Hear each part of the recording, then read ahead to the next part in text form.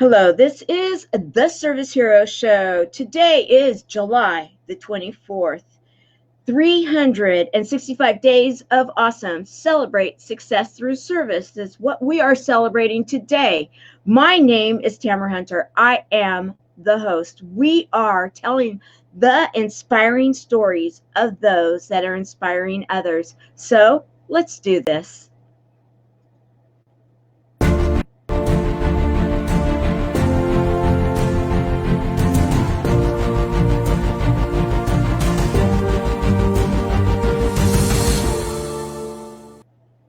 Today is Friday. It is TGIF, and in a moment I will have our service hero here to join us. I want to, in the time that we are waiting, I want to address a few things that have been taking place.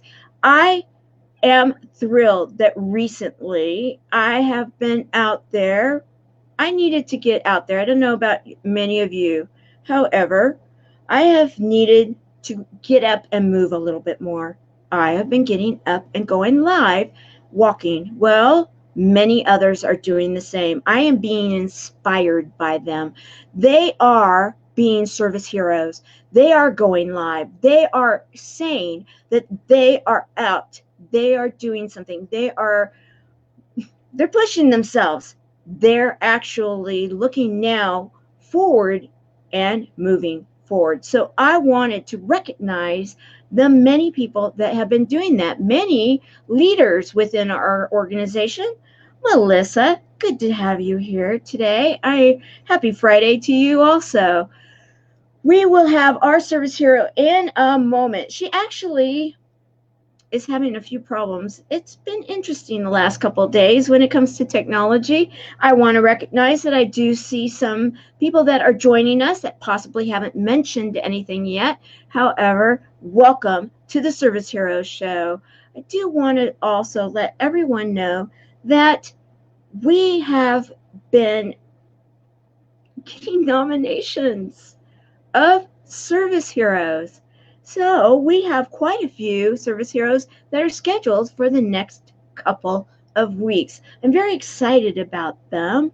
In fact, tomorrow we will be having one that actually has done a lot for Chemo Buddies for Life in the past and is serving his community and is looking to serve his community even that much more. Rodney Clements. He will be our service hero tomorrow.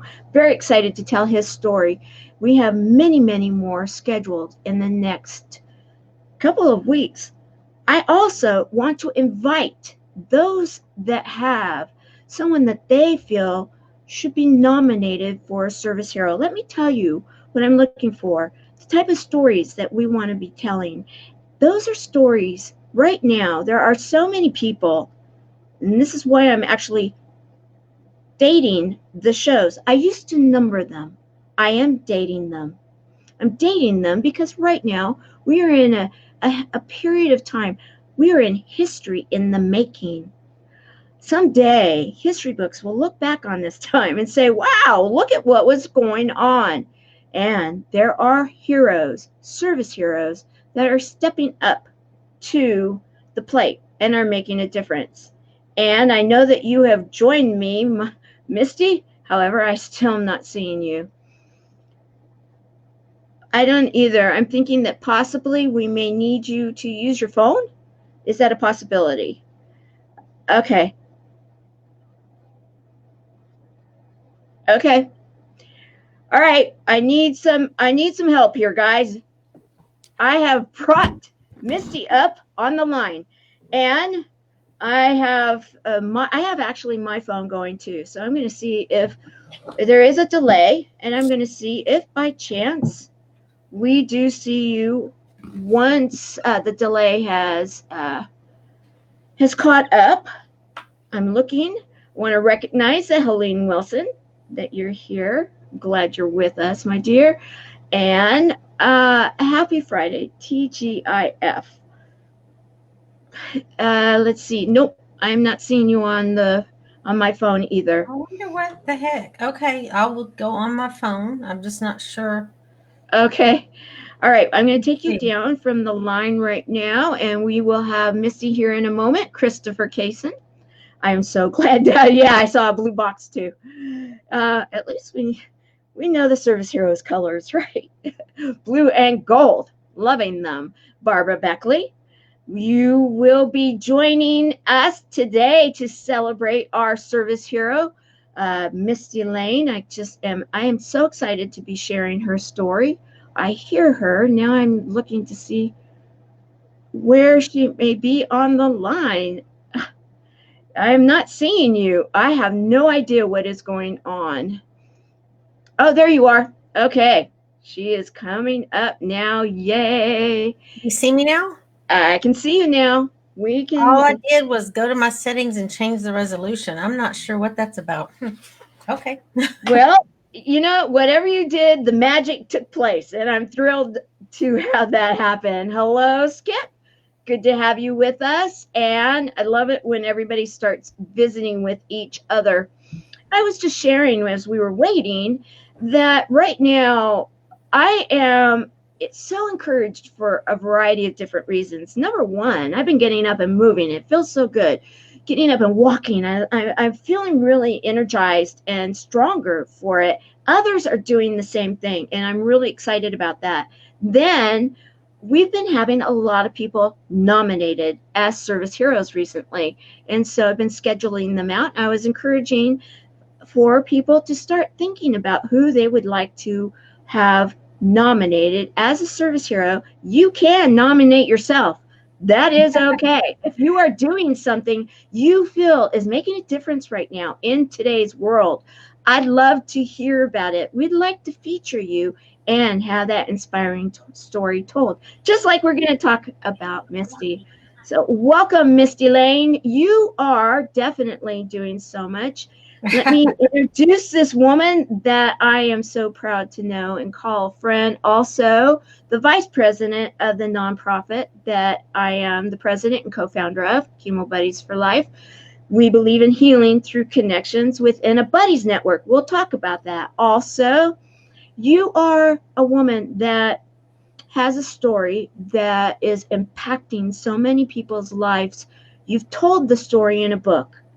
Now there's so much more to your story, and you're now out there sharing those pieces of it. And recently I know that you were sharing some of your life over the last year. It's been a very interesting road that you've been on for a while now, and it just continues to be.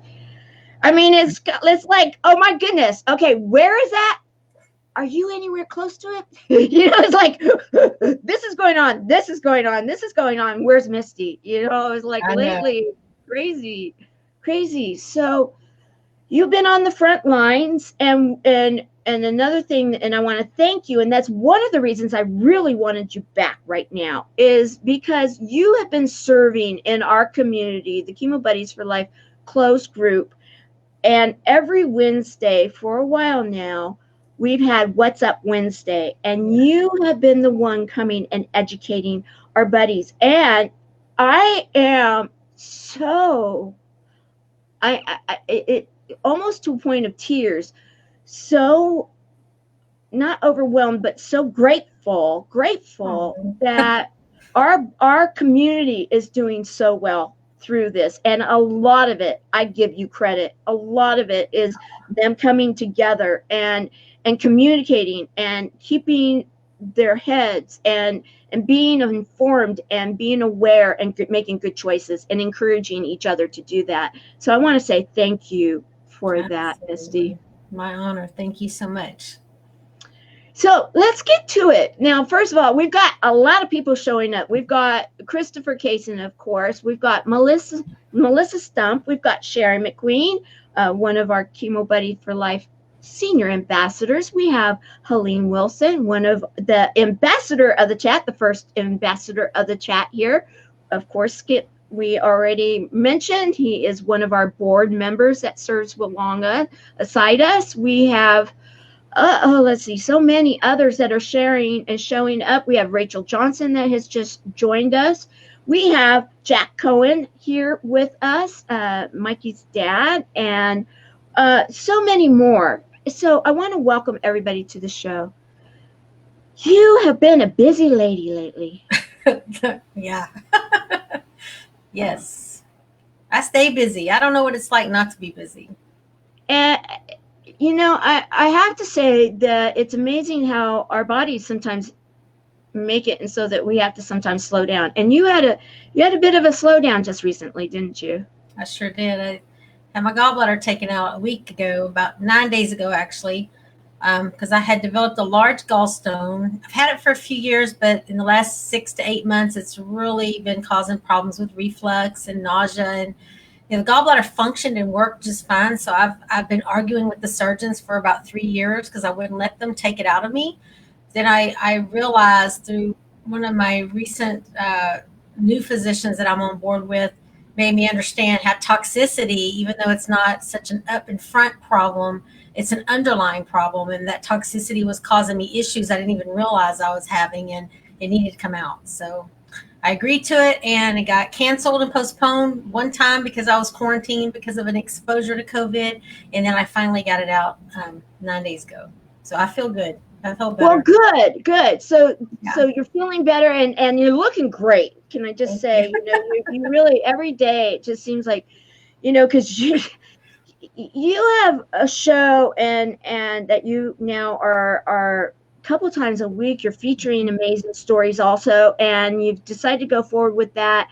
And you had you you had your son take one of the shows when you needed that done, and then you took, I believe, one day off, all of one day, and then it was like, okay, or did you even take a day off? The day of my surgery, I was actually in the other room listening as my son hosted the show, and he did an amazing job. I'm so proud of him.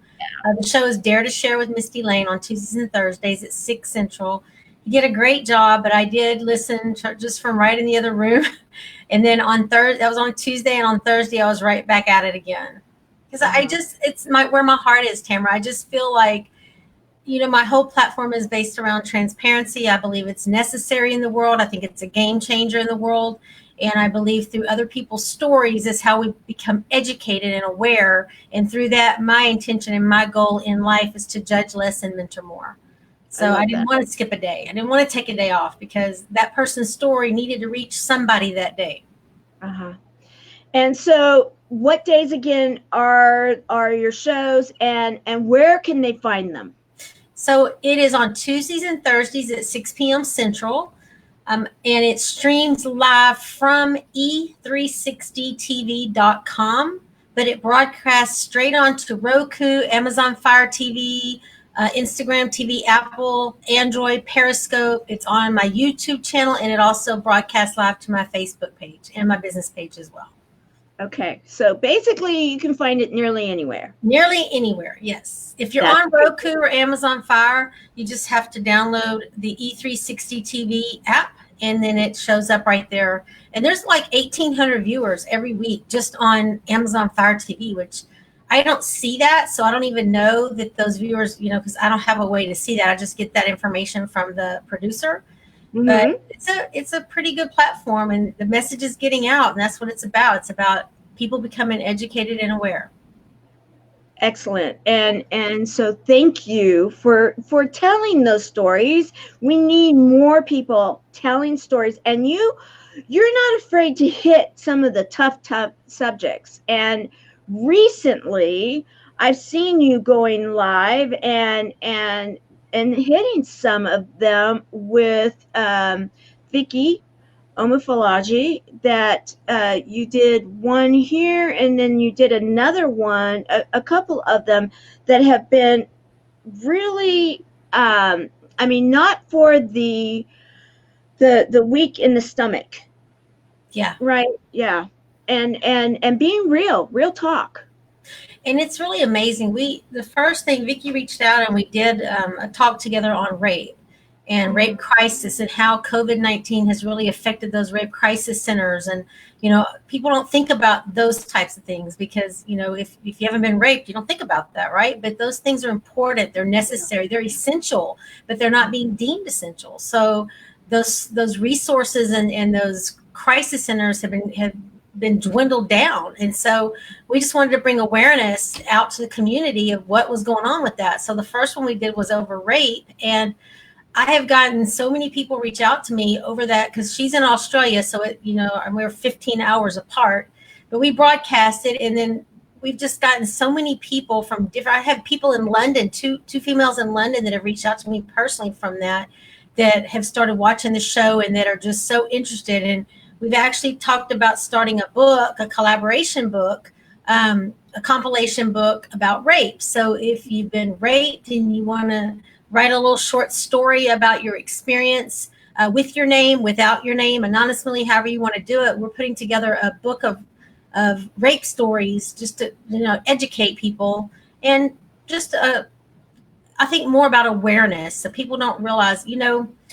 It's kind of funny because I'm 52 years old, and when I was raised way back in the day in junior high, we were being taught as females that if we were ever to be raped, never to scream rape, because people weren't going to come help us. We were taught to scream fire, because if we're being raped and we scream fire, people are going to come to help. If you scream rape, people don't want to be involved in that. And that's just sad. It's so sad. Yeah. So we did that talk, and then recently we did another one, because that one went over pretty well. So we did another one on grief, because I just recently lost my grandbaby in January. She was 4, and Vicki recently lost her mom. And so we talked about grief and all the different processes and all the different tools on how to get yourself and work through the grieving process and thank you, Tamara, and gain closure and different things around grief. So those are separate things than my show, but my show does touch on certain, different topics. It's called Dare to Share for a reason. I dare people to come on and share those secrets that they've been too ashamed or afraid to share with people in the past. And it's all about educating. Once we realize it's not about us anymore, and we realize it's about the message, then we don't feel the shame. We don't have the fear associated with telling our story. At least for me, that's how it worked. As long as I thought it was about me, I was too scared to tell people, because I didn't want to own up to the dirt I had done in the past. But once I learned that I'm through it, I'm better, I'm safe now, it's about the people that are still in it that need to hear the message. It's not about me. Then none of that mattered anymore, because that message became way more important. And so let's go there. For those, you were on the show, and it was one of the very first times I ever really visited with you. You were service hero number 179 way back in the day, and we had an opportunity to visit about your book. You had been referred to me and nominated as a service hero. And then we visited, and that was after the show that we realized that we had so many things in common because of your day job. And I had no idea as we were live. And I knew of you because we were both at that time had started running for the Impactor. And I was so intrigued.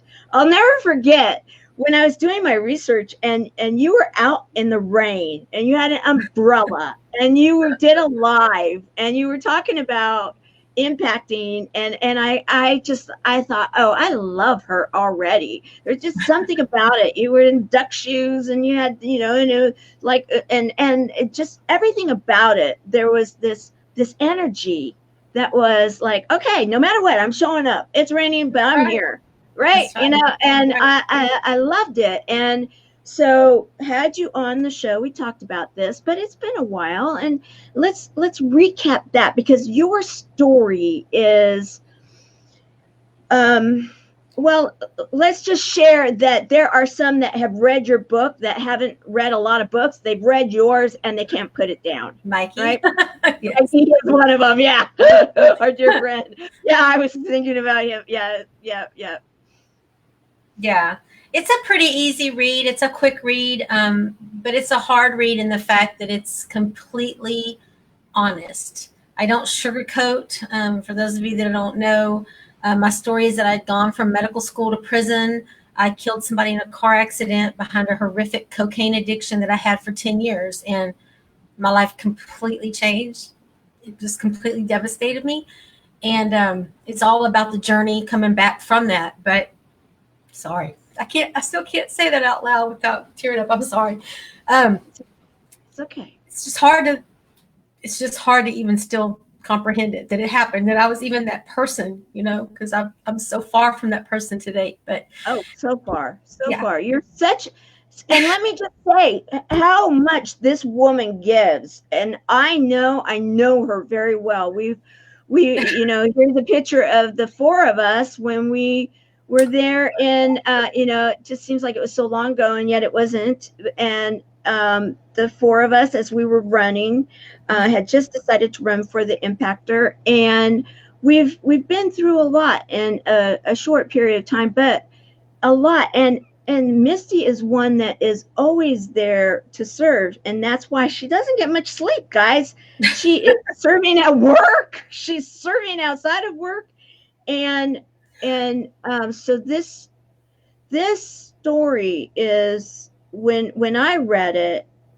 Well, I was there the day that you got your books, yes, and that was you it. That was that trip, wasn't it? And that was at a yes, city summit, city gala in yeah, San yeah, Diego. yeah.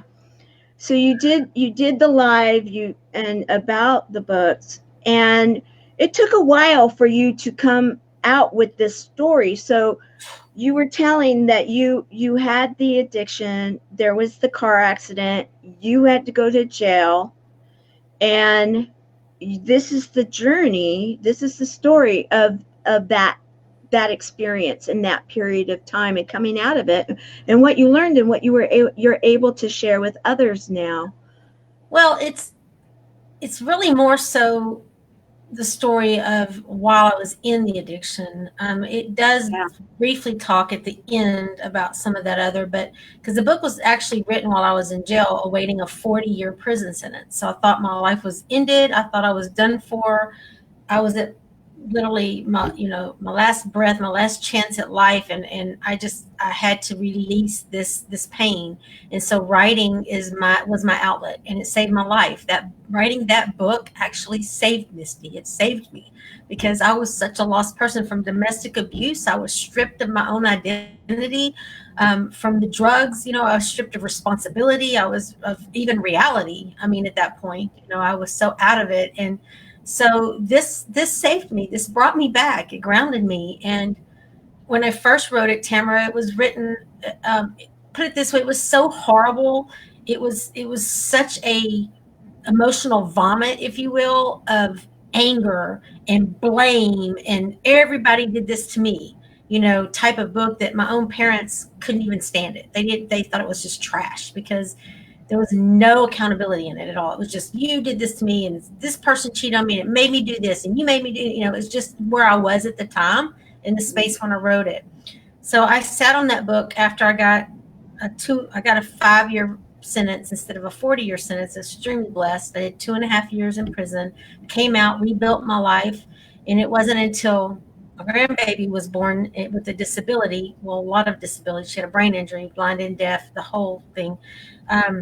That made me realize that I was still letting my past rob me of my future, because I thought when she was born it was my fault, that her disabilities, her brain injury during the birth, coming through the birth canal, was my fault because of my past, because she was born on the same day, September 18th, that I had killed someone in the wreck behind the cocaine on September 18th.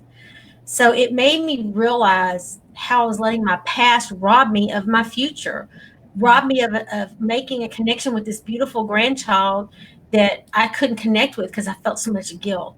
And so I went back and revisited, decided I was going to come forward with my story, and I rewrote the book. And instead of it being dark with a lot of blame and anger, Tamara, I rewrote it from a place of accountability and forgiveness. And it changed everything for me. It changed everything. It gave the book a whole nother perspective and tone. I included at the end of every chapter how to's, lessons. This is the lessons we learned. This is how you apply it in your life. And just went all out and said, I'm either going to do it or I'm not.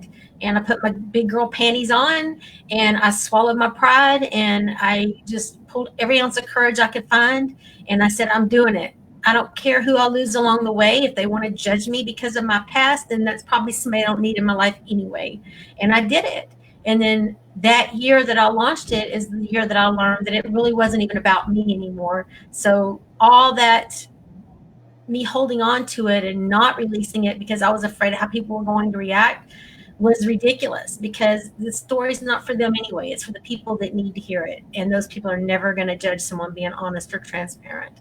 So that's kind of how it came about. And that's why I'm so passionate about it. And those that have read it are passionate about it too, because and you're right, you know, and the way you have it laid out, it really is a story. It is your story, and how you were here and then you went there, and what you lost and then you did, and some, you know, and the people involved in your life. And I have to say, you were very respectful in the way, and you were the verbiage in there with the different, you know, without giving too much away, but the verbiage in there, you always treated someone with respect or with some value, Yeah, that they offered or currently offer, or and you're speaking to us, you're helping us to understand the story and how you got to that point. it's funny you say that, because I know exactly what you're referring to. I can give a great example. My first husband, my daughters Lauren and Amber, their dad Eric, I told him, you know, I said, "Are you going to read the book?" And he said, "Well, yeah, everybody's got their own perspective. You see how life went one way, I see how it went another." I said, "But, you know, there's a lot of," because he had given me permission to say what I wanted. So I did, you know, and I said, "Okay, but I ask you, Eric, when you read the book, that when you start a paragraph and you hear something derogatory about something that you did that impacted my life, that you read the whole paragraph, because at the end, I promise you, I'm going to turn it around and I'm going to take accountability for part of it that I was responsible for. And I'm also going to put the positives of the things you've done, because, you know, he hurt me. He broke my heart. He cheated on me, had an affair, had a woman pregnant. I had no idea these things were going on. And then later in life, there were other things too. But at the end of the day, looking back, when I rewrote the book, what I did see was, yeah, he might not have been the best husband. He might have hurt me. It, you know, broke our marriage apart, whatever. But at the end of the day, when I went to prison and I was on drugs, he's an alcoholic, he drinks, you know, but he kept our girls safe. He stepped up, he raised them, he took them in, he kept them safe, he kept them from running the roads, he was strict on them, he gave them structure. You know, nobody's perfect, and so I had to be thankful for the things he had. And so that's the whole point of the book, is to show people that no matter how bad something is, there's a silver lining in it. No matter what it is in your life that you're going through, there's something good there. And you have to find that and focus your energy on that and not the bad. So, yeah, even my abuser, there's some poetry I included at the end that I wrote while I was incarcerated. One of them was all about my abuser. And I actually thank him at the end for beating me up and stripping me down, because he made me so strong and so tough. He changed me. And that's the name of the promise. He changed me. And he did. First it was, you changed me. You stripped me down. You made me timid. You made me shy. You made me not have a voice. But then as time grew, he changed me into this strong woman that knows that no matter what, nobody can defeat me ever again in life. That I'm solely responsible for my own, and that nobody can take that from me. So I thank him for changing me. So yeah.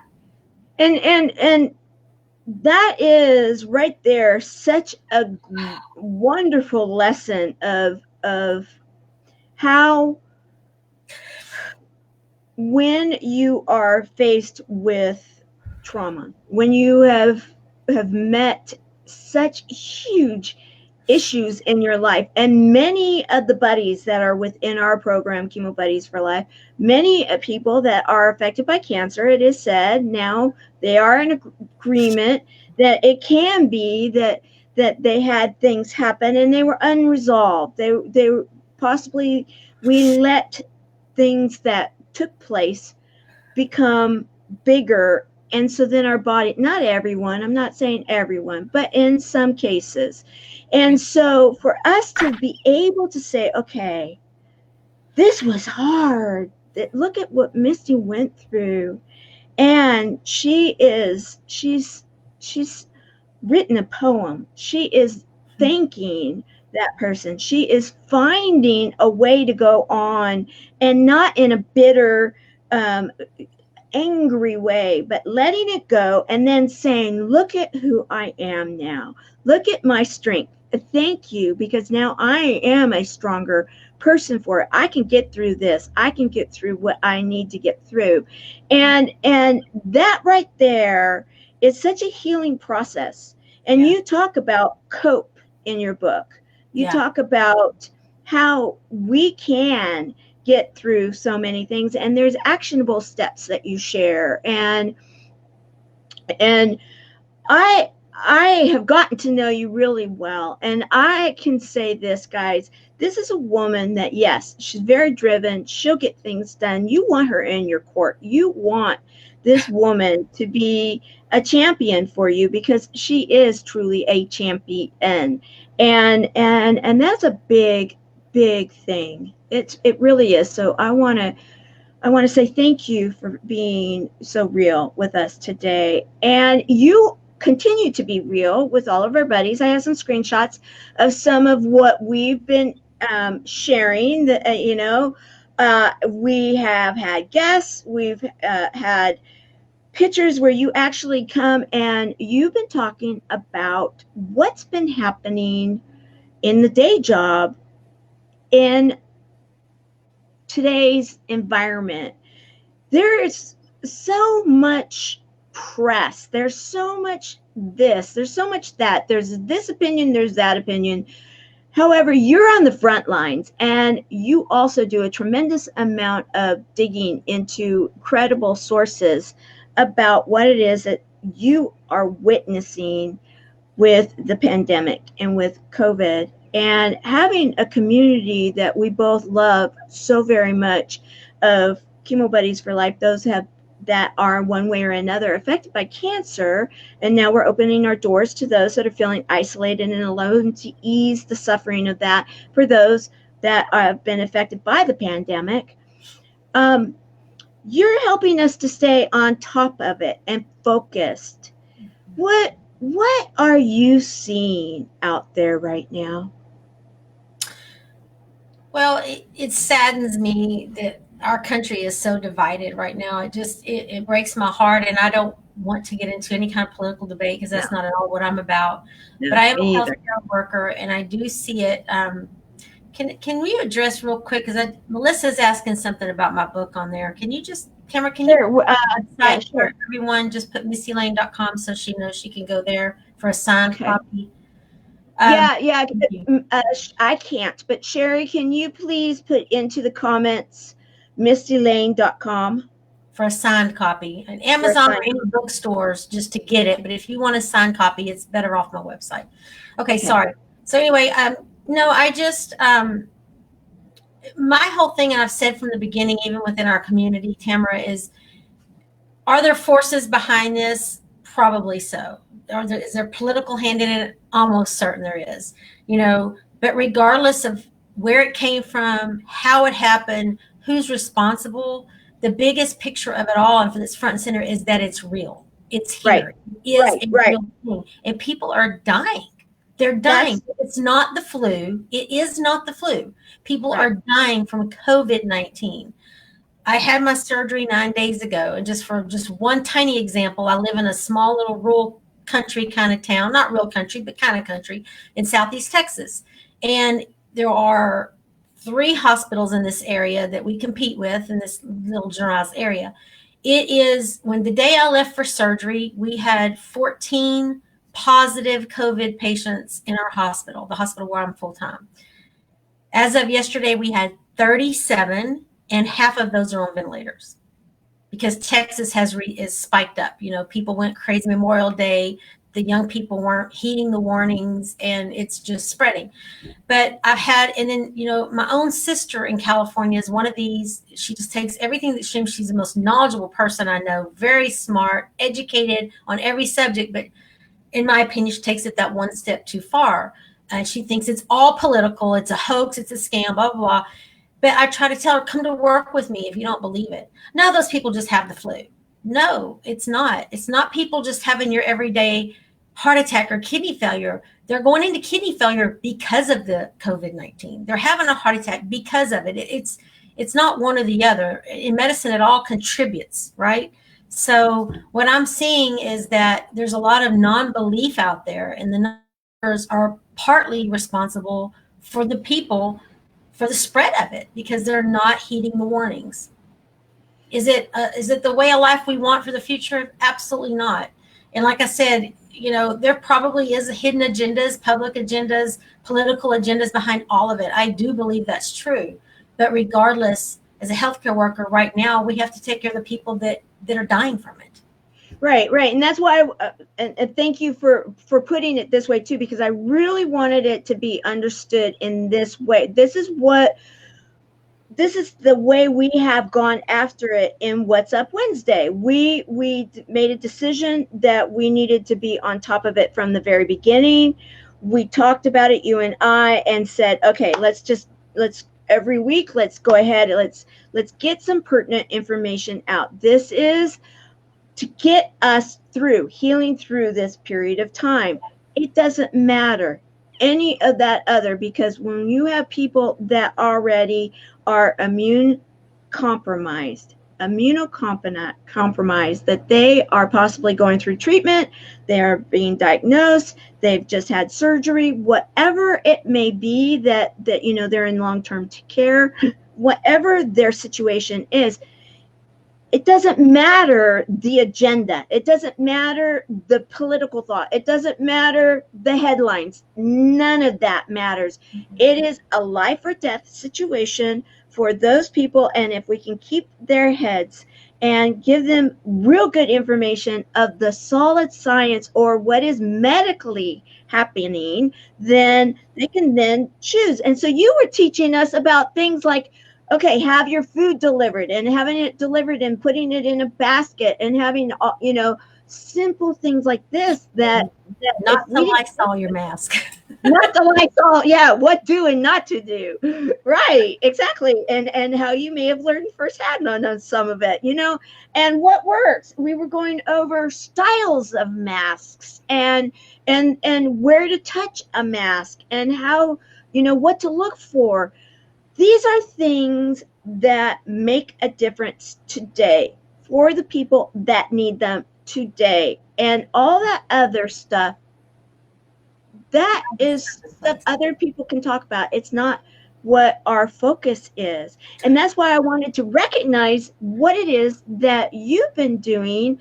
When you have worked 18 hours, 20 hours, you've been on call, you've been here and you've been there. And I know you've been, as they say, that tired to the bone.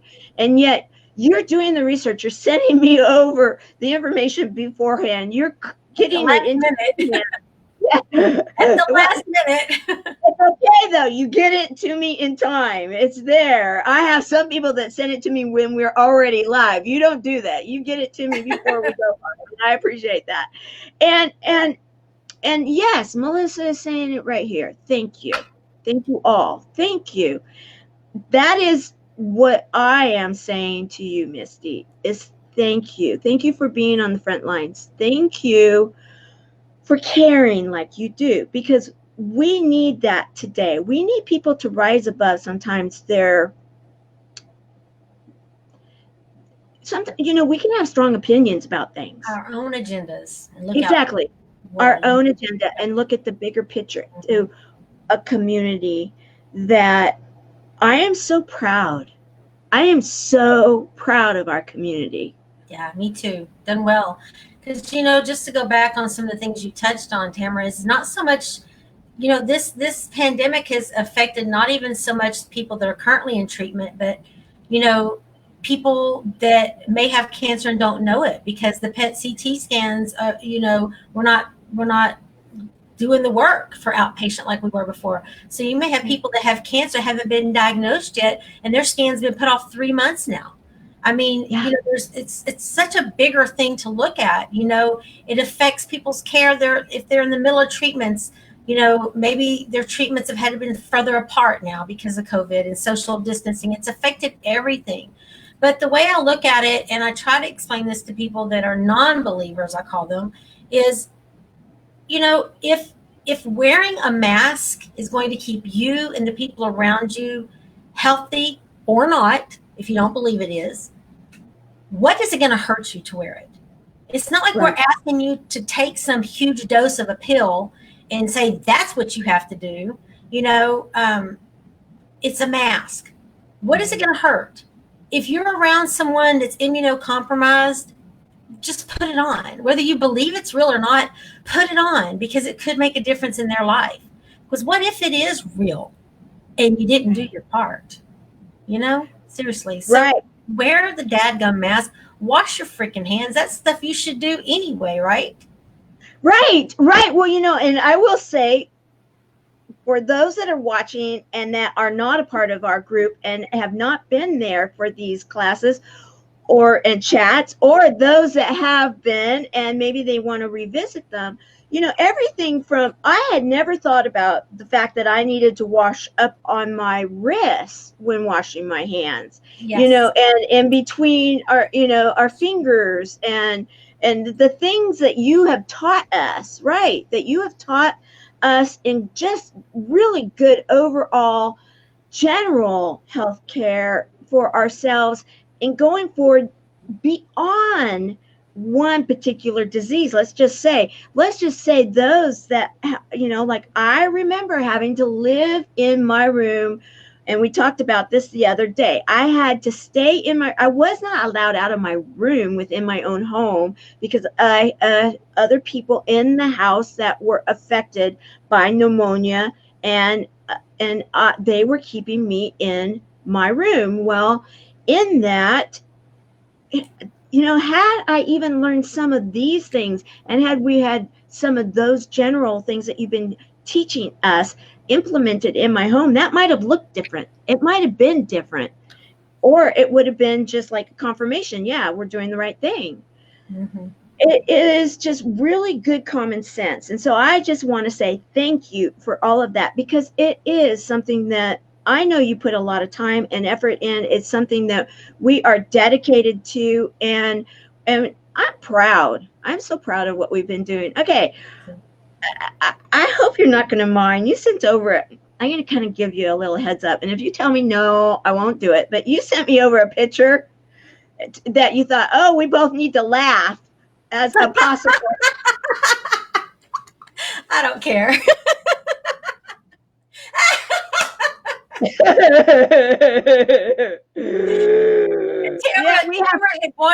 She sent me the show promo for this, and she had my profile picture from Facebook where I'm like, and I said, Tamara, I've got a better picture than that. Let me send you a better picture. So I sent her that. I know we just both needed a laugh right now. And I thought, oh, that's perfect. I know there'll be the perfect moment to bring this up. And I love it. I love it. And purple Chemo Buddies masks. Oh, yeah, there you go, with our Chemo Buddies logo, searching for a new mask. And we talked about those. And the right one. Yeah. So, thank you for having some good humor on that one.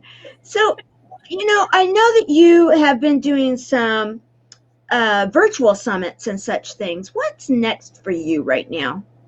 Right now, I'm actually just got off of an hour-long meeting. I am getting ready. I'm designing an online course. I'm going to be launching my first online course, hopefully in about 8 weeks. It's going to be, the first one's going to be based around my COPE equals hope four-step method. And then that's going to move on to something much bigger and much more intense. It's all geared around using writing. And then my My Right to Ignite Women's Empowerment retreats are going to gear back up as soon as the social distancing allows it, um, because I have 3.5 day intensive weekend retreats for women that are just super planned out for building bonds, ugly crying around a campfire kind of bonding, and just learning how to use writing just to find our inner self and be the best person we can be, and to let go of all the trash in our life and let go of all the stuff that we've been letting define us in the past. And there's going to be nutrition involved, energy work. We're going to do before and after photos, this art therapy, because I know when I was in intensive outpatient therapy, a 30-day program for cocaine addiction, the first thing we did is we had someone come in and they gave us a blank canvas and they said, okay, create something. Well, mine was just, oh, I wish I had them to show you right now, and I don't have them handy, but it was just every inch, every speck on that canvas was covered with something. It was the most intense color laid, like heavy, heavy colors, dark, just chaos, just pure chaos. And at the end of the 30 days, and we would do these exercises throughout every week, at the end of the 30 days, my final painting was so light and it was less cluttered, and you could see spaces of actual canvas where inch wasn't taken up. And it just made me realize that our expression, our emotions come out through our arts, through our expression, our writing, our singing, our talents, our dancing, our art, everything, all of it comes out. So I'm real intent on having that part of my retreat, Right to Ignite, is going to also include art therapy as well. And so we're going to have those before and after photos just to see how your face, the stress can come off. You can see it just in 3 days time. I think anything shorter than 3 days, you don't give it time to really see, but I think after 3.5 days of that kind of work, you're going to see a difference in your face, and those photos are going to prove it. So I'm really, really, really excited. I think out of everything that I've done or wanted to do to point, that those women's retreats are going to be where the most work is going to be done for the most people, because it is going to be so intense that and intimate that there's no way someone's going to walk out of there not feeling like a better person. I just I love it. I know that's where some good stuff's going to happen. Oh, I have no doubt. No doubt at all. And it sounds amazing. Like, yes, very therapeutic, very, anybody that's been through life, let's just say, could use something like this. And it is only going to be, you're only going to do women. Are you going to ever have a men's retreat? Probably so, because oddly enough, it's really odd, because I really thought my market was for women and that's who needed my message and that's who wanted my message. But after starting, I'm on my 17th episode already of Dare to Share with Misty Layne, and looking at the statistics, that I have an actual higher viewership of people that play through the video, the 1 hour interview, are men. So Yeah. and they're like 45 to 65. So there's a lot of men out there that I guess are really interested too in like take domestic abuse. I have a lot of passion speaking about that, because it was very devastating for me. And I guess, we put a stigma on it and say, it's mostly women, but I mean, women abuse men too. It's out there. It's just Oh not yeah. as heard Oh of. yeah. It happens. Oh So yeah. in my mind, I'm thinking, why would guys want to hear about how other guys beat up women? But they do want to hear it, because you have to think about, especially this age group, 45 to 65. A lot of them are on second marriages. They're coming out of a marriage. So who are they going to be dating? They're going to be dating women that have most likely been through some kind of trauma like that.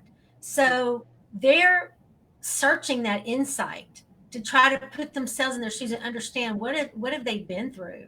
And it makes perfect sense. And I think everybody should always have that insight into each other, so that we can be a little bit more empathetic towards each other and know what's going on and understand why we feel the way we feel, maybe some of our insecurities, why they're there, and the best way to handle it, instead of pointing a finger and judging, but to be understanding and compassionate about it and help instead of judge. Yeah. Right. Yeah, I love that. Yes. And it makes complete sense because, and thank you guys.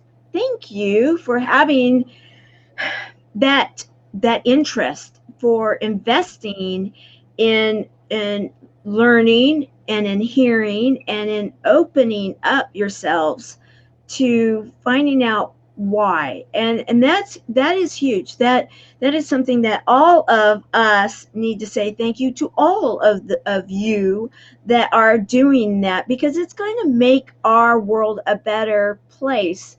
We Absolutely. can understand where someone else is coming from, and like you said, without judgment. It, Without judgment.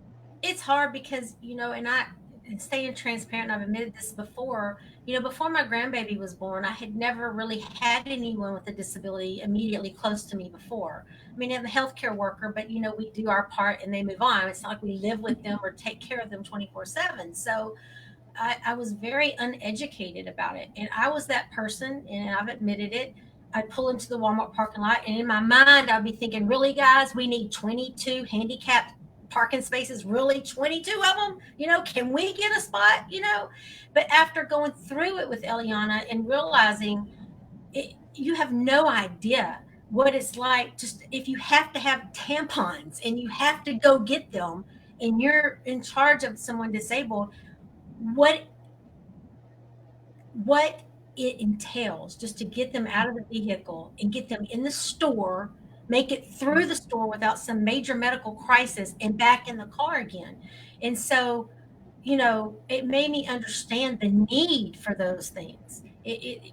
Without judgment, because now I don't get upset. I understand because I'm educated, I'm aware. So my whole thing, my whole platform is about bringing stories to light with transparency so that we can all become educated and aware.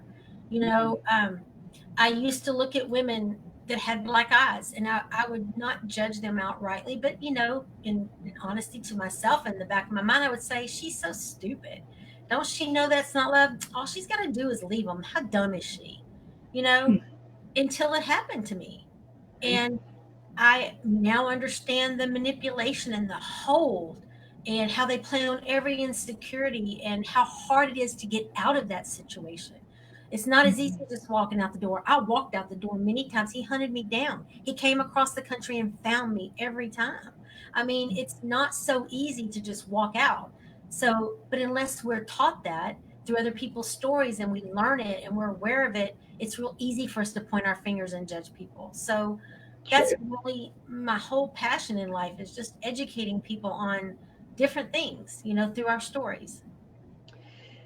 Well, thank you for that. I'm going to actually give you a moment in time right now where I'm going to drop myself down from the line. I'm going to let you have front and center stage for a moment to say, a nugget, something that you're feeling inspired to share, something for a few seconds, and then I'll bring myself back up, and then we'll close out the show. Okay? Okay, sure. What I would like to share, and those of you that have known me, Chris, one of my impactor buddies, he's been right alongside with me through all of this, but Christopher Kaysen, but you know, there's a movement on my Facebook page. It's a group called hashtag Be That One.